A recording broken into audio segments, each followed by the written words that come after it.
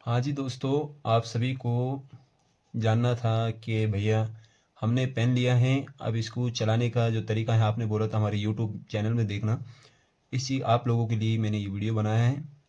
आपको मैं ये बताऊंगा कि इस पेन में आप लोग ऊन किस तरीके से पास करेंगे और इसका चलाने का यूज़ करने का सही तरीका क्या है। इस पेन में मैंने आपको दो छेद बताए थे। पहला यहाँ पर है, ठीक है, आपको दिख रहा होगा।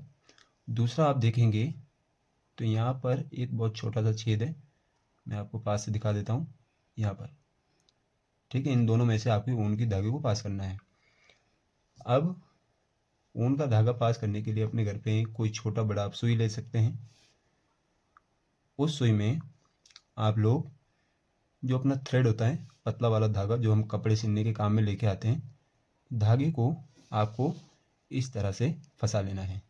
ठीक है, ऐसे फंसाने के बाद अब आपको ऊन लेना है। आप चाहे तो ऊन के ऐसे टुकड़ों को इस्तेमाल कर सकते हैं।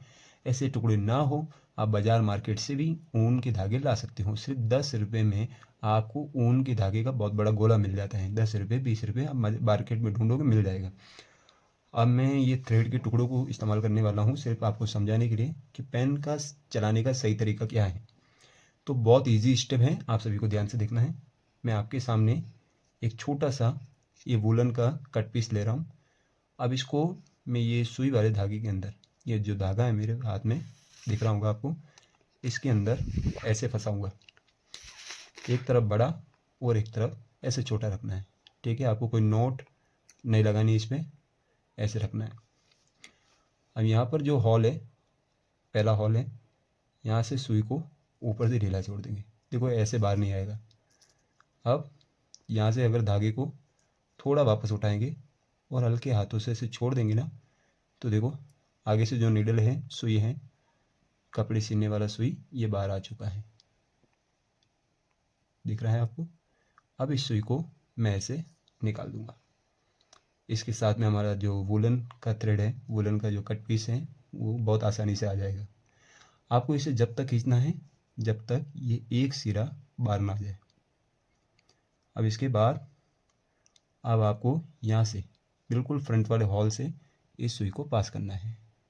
मैं आपको यहाँ से दिखा देता हूँ। ये देखिए, थोड़ा फोकस हो जाए कैमरे में।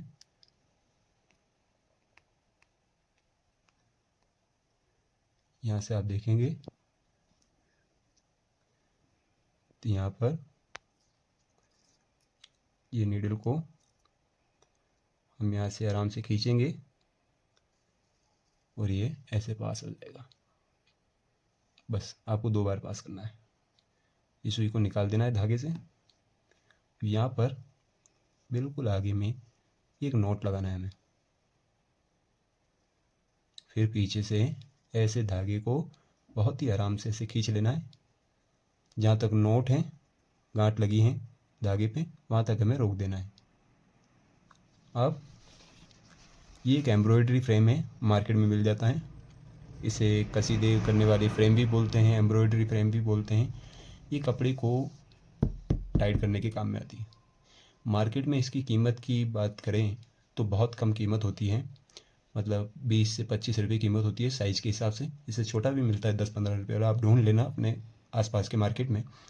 अगर फिर भी आपको ये फ्रेम ना मिलता हो या अपने पैसे नहीं खर्च करना चाहते, तो आपके घर पे कोई गिलास, टिफ़िन, जग होता है, ऐसा कोई गोल मुँह वाला आपको बर्तन लेना है। उसके ऊपर कपड़े को रख के आपको कस के रस्सी या रबड़ की मदद से बांध देना है। बांधने से कपड़ा टाइट हो जाएगा। जैसे ही आप कपड़े को टाइट कर ले, अब सिर्फ 2 बातें याद रखनी है। आप देख रहे होंगे कि मैंने यहाँ पर इस पेन में यहाँ से लेके यहाँ तक एक ग्रीन कलर का पाइप और ये 2 वायर ज़्यादातर दोनों हिस्से में, लास्ट और ऊपर वाले हिस्से में लिपेट रखी है। तो आपको यहाँ पर ध्यान देना है, यहाँ से लेके यहाँ तक। अब इसे चलाना कैसे है, देखो बहुत ईजी तरीका है।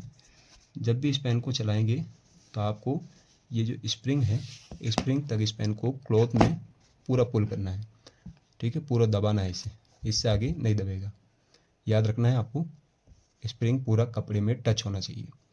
दूसरी चीज़, अब इसे वापस निकालेंगे क्योंकि ऐसे तो आगे जाएगा नहीं, तो निकालना ज़्यादा नहीं, बहुत कम, थोड़ा सा आराम से निकालेंगे। आगे बढ़ाएंगे ऐसे और पूरा ऐसे दबा देंगे। उठाना कम, डुबोना ज़्यादा, उठाना कम, डुबोना ज़्यादा, बिल्कुल पास पास ऐसे बनाते जाना है। उठाना कम, डुबोना ज़्यादा। अगर मान लो मुझे इस तरफ घुमाना है तो मैं ऐसे भी घुमा सकता हूँ इसे। इस पेन को मैं जो डायरेक्शन में लेना चाहूँ उस डायरेक्शन में ऐसे घुमा के ये डिज़ाइन बना सकता हूँ। तो यहाँ से आप देख रहे हैं बहुत आसानी से मैं इसे चला पा रहा हूँ। सिर्फ 2 बातें, दबाना ज़्यादा, उठाना कम, और ये धागा ख़त्म हो गया। मान लो मुझे और आगे बनाना है तो वापस मैं सुई से इसके अंदर यहाँ से और ये सामने वाले छेद से, बिल्कुल सामने वाले छेद से यहाँ से धागा पास करूँगा, और धागा पास करने के बाद यहीं से बनाना स्टार्ट कर दूँगा जहाँ से ख़त्म हुआ। और मान लो कि पूरा डिज़ाइन बन गया। पूरा डिज़ाइन बन जाए, ये तो एक सिंगल लाइन है, आप इसे नहीं काटेंगे।